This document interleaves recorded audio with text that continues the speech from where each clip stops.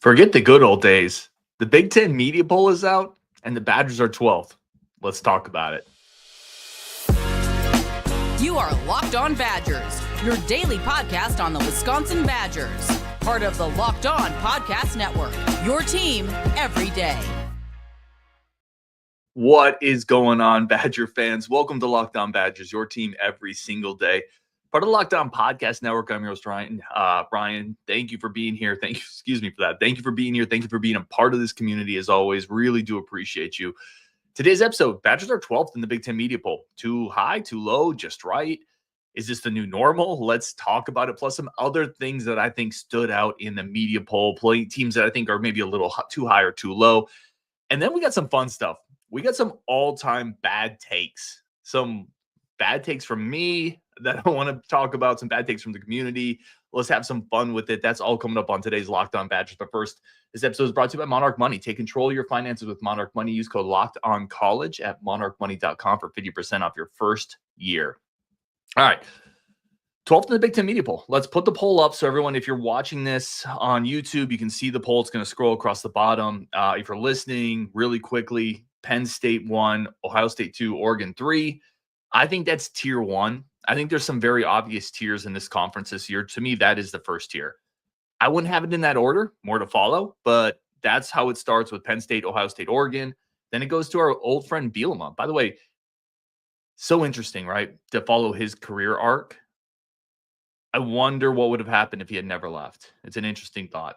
But number 4 in the media poll, Illinois, 5, Michigan, 6, Indiana, 7, Iowa. Also, you're going to notice a trend here. How many of these teams did the Badgers play?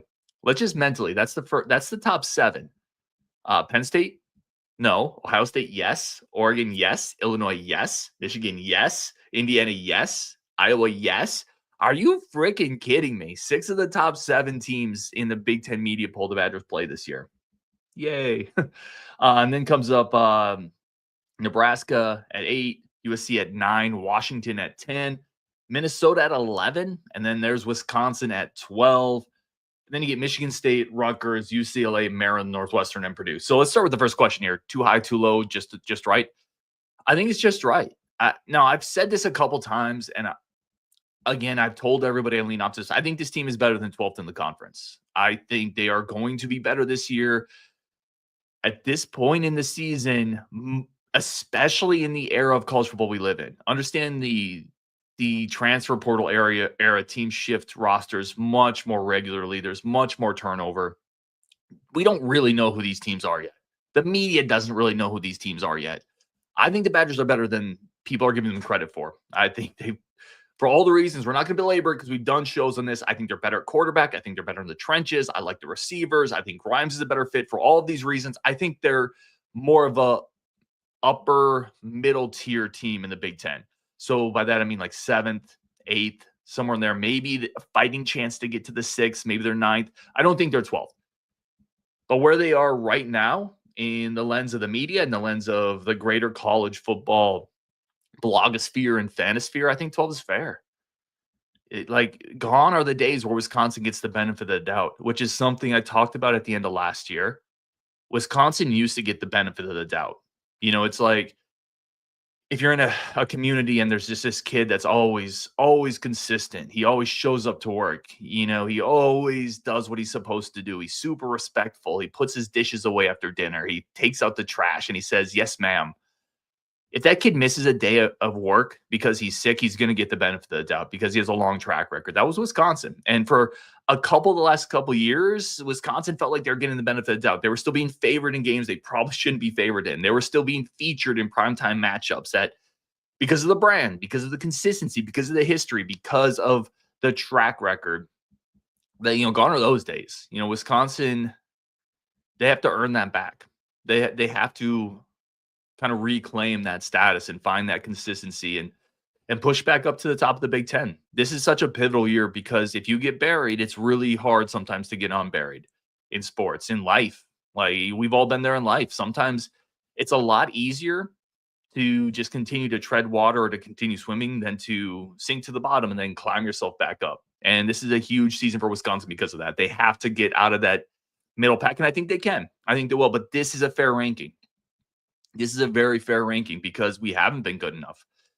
Because Luke Fickell hasn't worked out. Because we haven't found a quarterback. Because the defense wasn't good enough last year. Because our last marquee win, we were talking about this in a Twitter group I was in today, and it's like we keep hearing about the 2010 Wisconsin win against Ohio State. That every offseason, it's like we talk about that and we see highlights of that, and that win was incredible. That win was awesome. I have a whole backstory to where I was when I saw that game. Excuse me, but gosh, that was 14 years ago. Is that our last marquee win? And I know people will say, no, the 2017, the Orange Bowl over Miami. I don't know. Was that a great win? Gosh, man, like, I don't think that was a great Miami team. That was a really good Wisconsin team for sure. But like it almost feels like the last national hell yeah moment for the Wisconsin Badgers football program was maybe 2010. We got to win a big game. It's been too long. You got to earn your way back. Let's take some comments here, see who's in the chat. As always, a bunch of people. Ryan Willie, strong first name, says, Ryan, what do you expect? Fickell hasn't lived up to expectations. Yeah, empty trophy case, extremely tough schedule. Now, I don't think they took schedule into – actually, that's a good question. I don't think they took schedule into account on this. I think it's just ranking the best teams. But no, this is what I expect. I think that's super fair, Ryan. You finished with 5 wins last year. You turn over the offensive coordinator. You turn over the quarterback again. You lack some playmakers on defense. Absolutely. 12th in the media poll. I think that's incredibly fair. And I wouldn't argue it.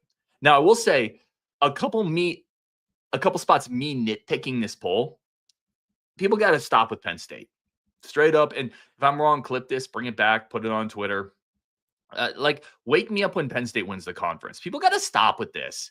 Ohio State wins it like every year, and people are like, oh, maybe this will be the year Penn State wins it. Or no, maybe it's just a team that always wins it. Whether it's Michigan or Ohio State, it's never Penn State. It's never James Franklin. They lost Tyler Warren, who's the best tight end since, I don't know, Brock Bowers. And before that, who knows? They had no receivers last year. I get they got the running backs back, but they have to go to Columbus this year. They're not winning in Columbus. Ohio State is the best offensive player, the best defensive player. And they have Ryan Day. Who do you trust more in a big game, Ryan Day or James Franklin? Like, stop. The media is just fawning over Penn State. Drew Aller's fine. We also saw what he did in the biggest moments against Notre Dame, in the biggest moments of the biggest games he folded. They're fine. They're really good. No, they're really good. They're not fine. They're really good. Don't bet against Ohio State. Like, don't over. As humans sometimes, and when I was on a submarine, we used to call it nuking it out. Don't nuke it out. Because we had nukes on the submarine, and their brain works a certain way. And they would make things more complicated than it has to be. And the rest of us would be like, dude, just don't nuke it out. Don't nuke it out. Right now, the media is nuking it out. It's Ohio State. Until proven otherwise, don't pick Penn State. A couple other things in this that I found interesting. Minnesota ahead of Wisconsin. God, I hate it. But it's probably fair, right? Minnesota beat us pretty easily last year. They've been better the last several years. You got to earn your way back up. Illinois 4th. I don't know about that. I'm not as big of an Altmaier fan as other people, but we'll see. A couple other things that are interesting here. Again, when you look at who Wisconsin plays, it's basically the 6 of the top 7. That's fun. And even if you go back, look at the old Big Ten before the Pac-12 invasion, Wisconsin would be 9th in the Big Ten media roll if you take out the new school. So, like, any way you slice it, Wisconsin has a lot of ground to make up here. Bo Dragon, the great Bo Dragon, says they finished 15th last year. 12th would be an improvement. Yeah. Realist Real says, let's skip the inevitable and cut to the real question. Does Fickell get another year after this year? Yes, 100%. Well, 98%, 95%. A, there's a massive buyout. But B, you just can't cycle coaches. You have to give coaches 4 years, in my opinion, 4+ years, ideally.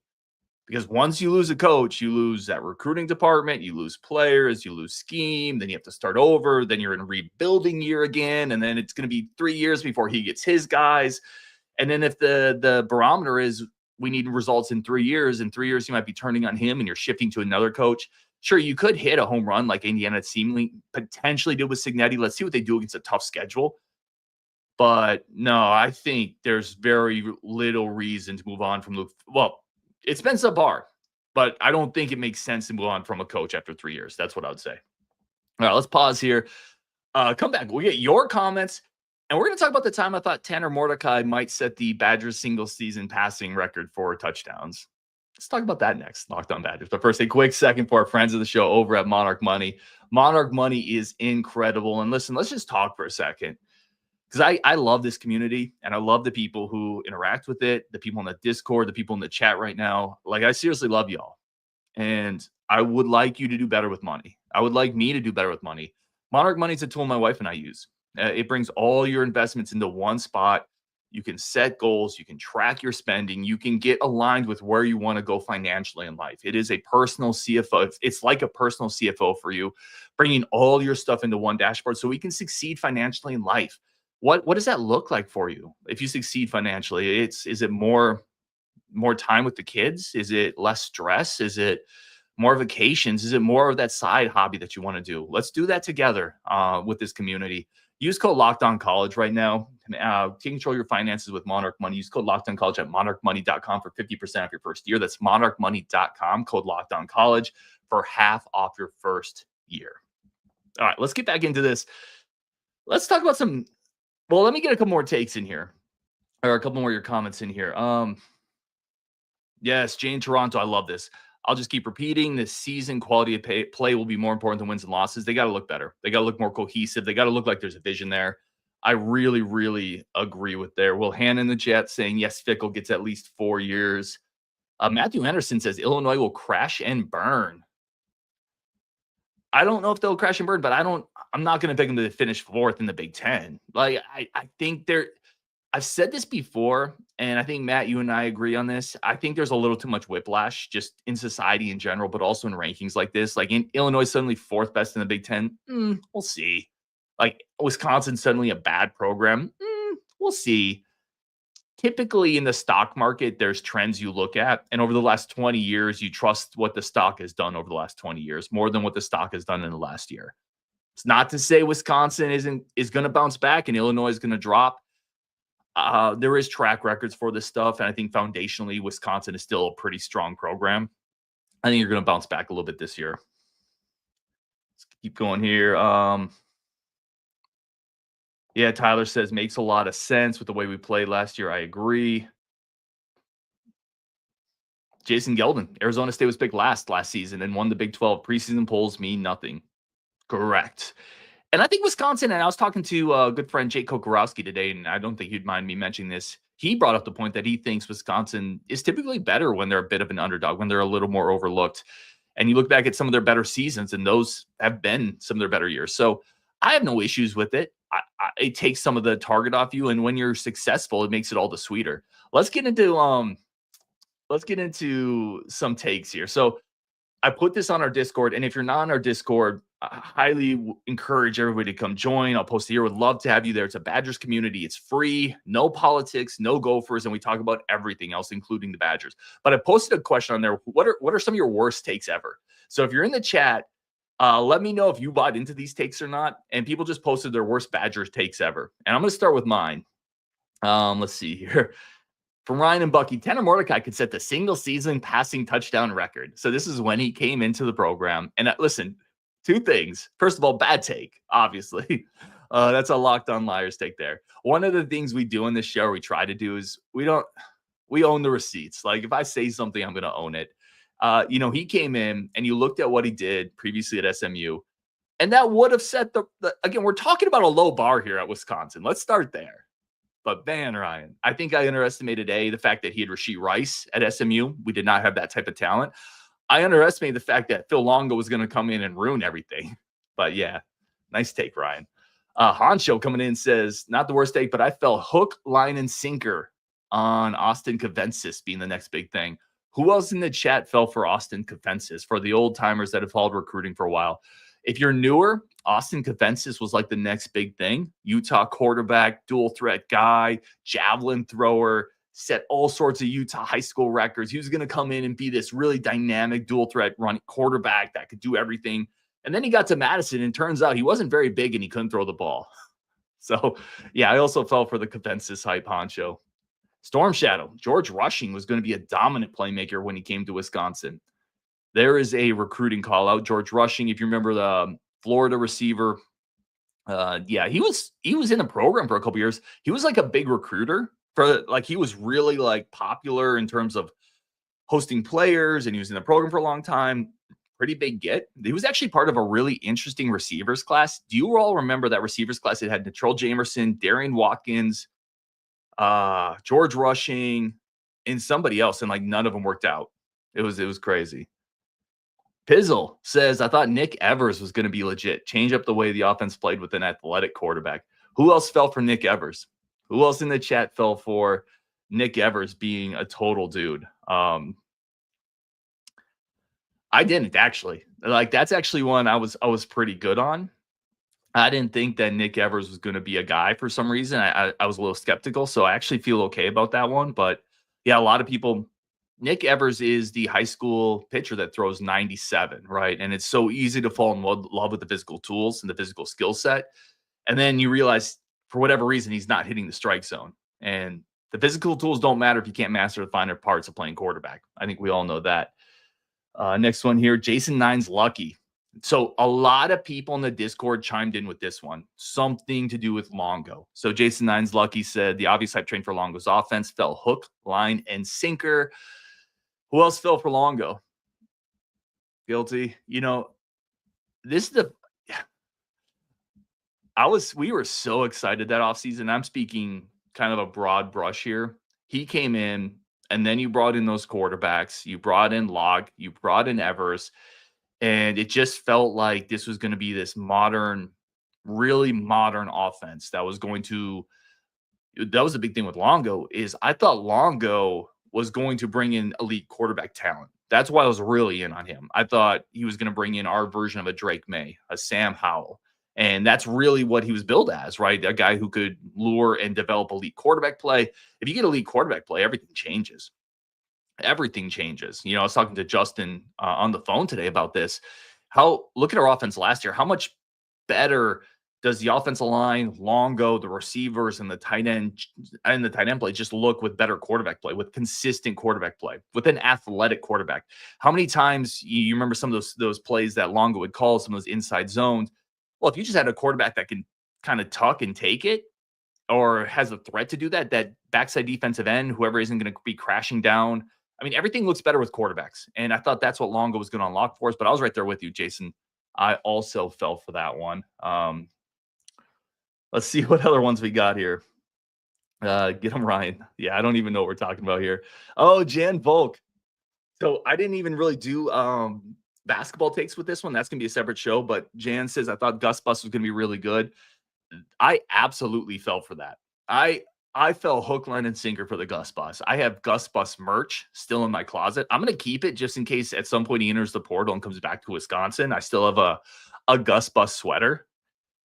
But Gus Bus fooled a lot of people. That's the thing. Like Gus Bus, I remember I was talking to Jason Jordan, who works for Sports Illustrated. He's Sports Illustrated's basketball recruiting director, and he got to see Gus Yalden. And this is going behind the curtains a little bit, but he got to see Gus Yalden play live in camps and clinics and AAU, and he loved him. I remember him saying, this guy is elite. He's going to be incredible for you guys. You guys are going to love him. And then I got to be honest, I don't think Gus took it seriously enough. And I'm not going to go anywhere past that, but I think he got here, and I don't think he was as locked in as a Division I athlete needs to be. And it's a major bummer because what if he had panned out? What if he had just become a solid, serviceable four with size, the ability to box out, play physically, and he has the ability to shoot and pass the ball. He's a skilled big man. That'd be great on this team this year. Like, that would be a massive piece to this team this year. And not having him here, that hurts. That was a big recruiting miss for the Badgers, him and Daniel Freitag. Mitch Ames says, I have a Mertz t-shirt. We have a Mertz take coming up. I'm going to try to get all these comments in here as well. Yeah, Tim Gabriel says, how about Appleton, the kid from St. Louis? Yeah, Mitch Ames says Craig Appleton. That's Craig Appleton. Again, going way back in the recruiting machine. Craig Appleton was a 4-star receiver, 6'3", 200 pounds, kind of on that East St. Louis. Big time recruiting win for Brett Bielema. Came onto campus and just couldn't off-field stuff, right? He just couldn't keep his stuff in order. But that was a big time talent that the Badgers, won that recruiting battle. Or maybe Illinois backed off because they knew about the off-field stuff. But that was a big loss for the Badgers, that talent. Okay, let's keep going here. Let me throw a couple more of these takes up here. This is from A2 Badger. Again, we did mostly football, but he threw this one out here. I was disappointed when they hired a guy from D3 named Bo Ryan that I had never heard of. Very glad to be proved stupid wrong on that one from A2 Badger. I'll say this, man. There are great coaches everywhere at every level of football and basketball. In the sport, there's great D3 coaches, D2 coaches, JUCO coaches. It's why I'll always be salty, by the way, with Alondo Tucker, because there are coaches grinding at the D2 and D3 level, just begging and putting in 80-hour work weeks and getting paid nothing for the slim chance that they could move up, for the slim chance that they could get an opportunity like coaching for the Badgers. And Alana Tucker, by virtue of being an athlete and alumni, it was just kind of given to him. And I'm not saying it's that easy. Like, certainly you have to put the work in to be an athlete. And then he just took that opportunity and threw it. I'll always be salty about that. We got to take a quick second. We're coming back. We got a bunch more steaming, terrible, hot takes from the community and from myself, plus your comments. That's coming up next on Locked On Badgers. As always, want to say thank you for tuning into this show. First, a quick second for our friends, and we'll be right back with you. All right, let's keep going here. Let's get some comments into this. Again, I'm not going to hit every one of them. Will Hannah says, Lance Smith was my boy. Going to be a game changer. Lance Smith was so good in space. He was so shifty, change of gear, explosive. I love the talent. Somebody remind me, like, he had an off-field thing, and then we suspended him for road games, but not home games. This is off the top of my head here. What happened with that? Why did it feels like Wisconsin almost mishandled that situation a little bit as well. He was really good, really talented, but could never figure it out. Will Hannah says 10 wins in 2026, by the way. Good friend of the show. Let's take that. MJ Joseph says, stop crapping all over Chris big wins. Top 10 Iowa, LSU Orange Bowl is a big win. No, that's not my intention. 100%. That is not my intention. I just don't think nationally a win against Iowa is a huge deal. I'll give you LSU, I think, was a big deal, but that wasn't a very good LSU team at the end of the day. Now, I will say this. You got LSU when they were at their best, when they were jazzed up, they were fully healthy, they were full of belief. You know, some teams are front runners, and they kind of remain that way until you punch them in the mouth. Wisconsin punched them in the mouth. All the credit in the world to Chris and that team for knocking off LSU and Lambeau, for beating Miami in the Orange Bowl, but I don't think those are – you guys tell me if I'm wrong. I'm here for it. Like, these are the type of discussions that we love on this show. I'm not right. This is just my opinion. I could be absolutely wrong. I don't look at those as like massive wins. Like Ohio State, number one team in the country, that was a legit team. That was a massive win. Was the win against Miami massive? I don't remember that being a great Miami team, like a good Miami team. And the Orange Bowl was a good bowl. I mean, it's a great bowl, but I don't know. It doesn't feel like it had the gravitas of beating an Ohio State. And that's kind of what my point is. We need another big win. And even if we collectively say, okay, the Miami win in the Orange Bowl, that is a big win. Chalk that up. Put it on the board, right? Even if we say that was 7 years ago, like, this program desperately needs a big win. They need something that you can put on a postcard and mail it out to people. They need something that leads off SportsCenter and is not in the 57th minute of SportsCenter. They need something that on a reaction show, I can take my shirt off and run around the studio, right? I haven't had that moment yet. Maybe I'll do it if we get that moment. Y'all don't know. And we just haven't had that moment. And I want something like that in my kid's lifetime, right? He's growing up to be a Badger fan, and he's never had that moment. He almost had that moment last year against BYU, and that Tanjay moment, and he was living and dying with that, and that shot didn't go in. He needs that moment. I need that moment for my kids. Sorry, rant over. Jake Ionaro's in the chat, man. I love Jake. I drank the Longo Kool-Aid. Yeah, we all did, man. We all did. Tyler Strieber says, I was on the fire guard train for a bit. Tyler's a great dude. One of the more reasonable guys that I know. Okay, let's get a couple more of these. We got more of our terrible, awful takes. This one from Jackers. Hot takes. I thought Nolan Rucci and Logan Brown were going to be surefire first-round picks, All-Americans. Yeah, man, it's wild. Like, I don't know if I'm trying to think back to my thoughts on those two. I don't know if I ever thought they would be first-round picks, but it's absolutely wild that you land 2 5-star tackles and you got nothing out of them, essentially. I mean, you basically got nothing out of a pair of bookend 5-star athletic tackles. by the way, who both went on to play bigger roles in other programs. So some of that's on Wisconsin, some of that's on the players. It's always a mix of both, but it is wild how little they got out of that.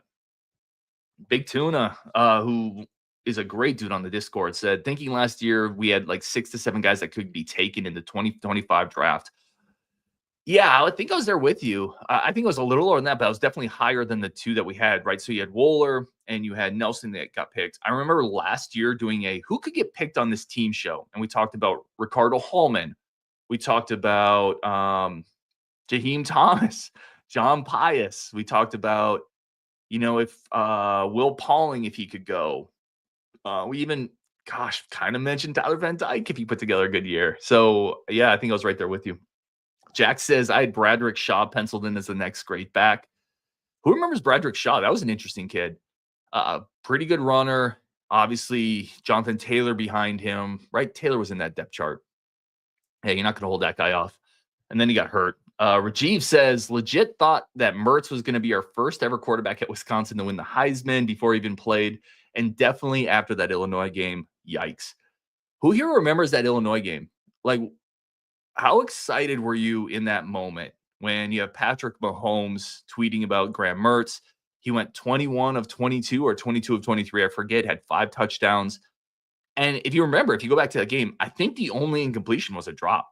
I think it was a drop pass that kept him from going a complete. It's still statistically one of the great, passing games probably in the last 20 years of college football. To miss 1 pass and have 5 touchdowns with 0 picks. Now, if you go back and look, Illinois was playing defense like everybody in Wisconsin had COVID. They had nobody near any of our receivers. It was a tremendously terrible Illinois team, but yeah, it was incredible. And then the wheels just completely fell off, man. What else do we got here for tweets and thoughts, man? We got a bunch of them. Glenn says Logan Brown is always injured. I agree. Christian Borman. Oh, by the way, go check out Christian. He's got some new stuff going on. Christian, feel free to drop in the chat. He's a good dude, does really good content. Another great person in the Badger community. He said Rucci's biggest moment was when he caught the game-winning touchdown versus Illinois. I was doing a reaction like in the moment with that, and I always remember was like, Rucci got it, the other Rucci. It was just, yeah, I loved it. And of course, Brett Bielema got upset because there was some procedural stuff that maybe we pushed around a little bit. But yeah, you land a 5-star tackle, and his biggest moment, his biggest impact is catching a game-winning touchdown. Wild. Doc, good friend of the show, says no rabbi takes. We got the rabbi in here as well. I'll say this. I'll say this about JB, and I don't know if he's still in here. And if you guys know JB, you know he's a character. He was never on Longo. He was always out on Phil Longo. Now, JB also thought Tanjay was going to be a bust. So let's be honest here. Let's call it like we see it. But he was very, very out on Phil Longo from the jump. So I'm definitely going to give JB credit for that.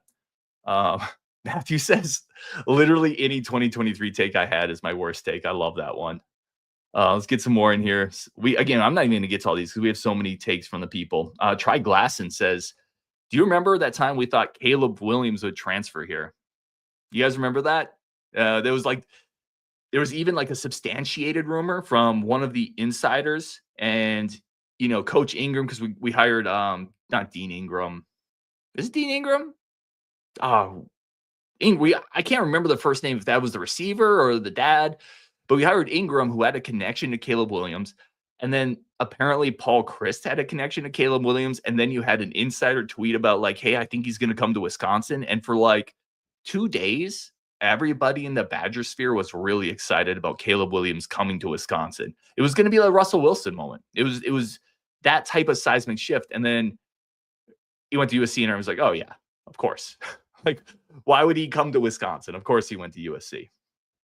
Pizzle talks about Darian Watkins as another recruit he was excited about. Darian didn't even make it to campus. Like, that's a great pull, Pizzle. Like, Darian was a 4-star receiver, 6'2", showed up to campus, left. And again, somebody remind me if I'm wrong on this. The coaches went back out to his house, convinced him to come back. He came back and then he left again because he was homesick, and then he disappeared into the whatever. So hard to get 4-star receivers at Wisconsin. And then when you get them and they just disappear, like Appleton or Darian Watkins, it's like, what the heck, man? It's unbelievable sometimes recruiting. Let's see what else we got in the comments here. This is a fun show. Really do appreciate everybody tuning in. Bobby Ingram, thank you. Mitch and Tyler both said Bobby Ingram. Yep. Christian Borman said, appreciate the plug. Feel free to subscribe to the Badger Backer. I'll always say this, like, if there's 10 Badger shows, there's still not enough. And if there's 15 Badger blogs, there's still not enough. Go support people doing good work. Go check out different content creators. Sports content should be like a buffet. Like, there should be something for everybody and a space for everybody. So highly encourage you to go check out other people making great content. That's what this is always about. Let's elevate other good people and always try to do that. Christian Borman also says, I was all on board Tanner McAvoy in the option offense under Gary Anderson. Yeah, I remember that. Those were fun times. I'll say this. I'll die on this hill. Badger fans should be more thankful to Gary Anderson. I will die on that hill because the defense he brought in and the athletes he brought in. I remember that Tanner McAvoy experience. Great safety, by the way. Jan says, can't wait to see Ryan dance around when we throttle Oregon. Listen, we beat Oregon.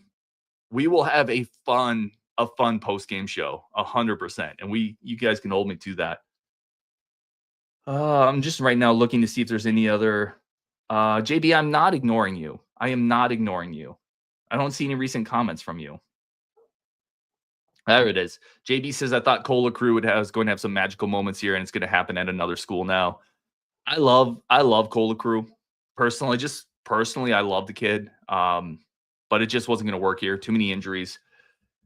Tyler Strieber, Kyle Jefferson was going to be a stud. Who raise your hand in the chat or just post just actually do a thumbs up on the show. I never asked for thumbs up. Do a thumbs up if you remember the Kyle Jefferson hit. If you were watching live when that happened. Oh, is there a harder hit you remember in a Badgers game than the Kyle Jefferson hit? John says thumbs up. I don't know if there's a harder hit I've ever seen happen to a Badger player than that Kyle Jefferson hit against Michigan State. Thank goodness he was okay. I will say this, though. He was never the same. I think that hit ruined his career. Before that, you had the premise of this really athletic, promising boundary receiver that could really run. He was skinny. And after that, I don't think he was ever the same. I think he heard that hit the rest of his career. And maybe I'm wrong. I'd love to talk to him. But that was an unbelievable hit. Tyler says he was like 10 when it happened. Andy with the thumbs up. Tyler says it was crazy. Yeah, Jason said that late Dakota Dixon hit against LSU. That one was on there. Kenny Bell hit that Badgers DB in the Big Ten championship game, was flagged for it. Who was that? That was Devin Smith that Kenny Bell hit. It was a backside block. Yeah, anyway, we're going to wrap this here, guys. Incredible show. Y'all are amazing as always. Really, really do appreciate you. Go check out Christian's work over at Badger Backer. Come join the Discord. As always, would love to have more people in there just talking Badgers, talking sports. We also do a thing where we celebrate our wins. Like if you do something amazing in life, we try to celebrate each other a little bit there because I don't think guys in general, and I'm not singling out girls or excluding. I just don't think guys in general celebrate our wins enough. So we're trying to build a place where we can celebrate each other a little bit more because we need to do more of that. I didn't even get through all the bad takes. I have plenty more. I have plenty more. A couple more really quickly. Jalen Berger from Wisconsin Recruiting was going to be a top 3 rusher. And then, of course, I had my great, I think John Pius is going to get 8 sacks last year take. Nice job with that one, Ryan. We're going to wrap it there on Wisconsin. Really do appreciate everybody tuning in. We got 319 in the chat right now, which is our live on YouTube right now, which is incredible. Thank you guys so much for being part of this community. It is our community. That's what it's always been. It's never me and you guys. It's always us building this together. So thank you for that on Wisconsin. And we have a bunch of great content coming up this week. See you there. Also media days. So we'll have some content from that as well. So on Wisconsin, thank you so much. And we will definitely talk later.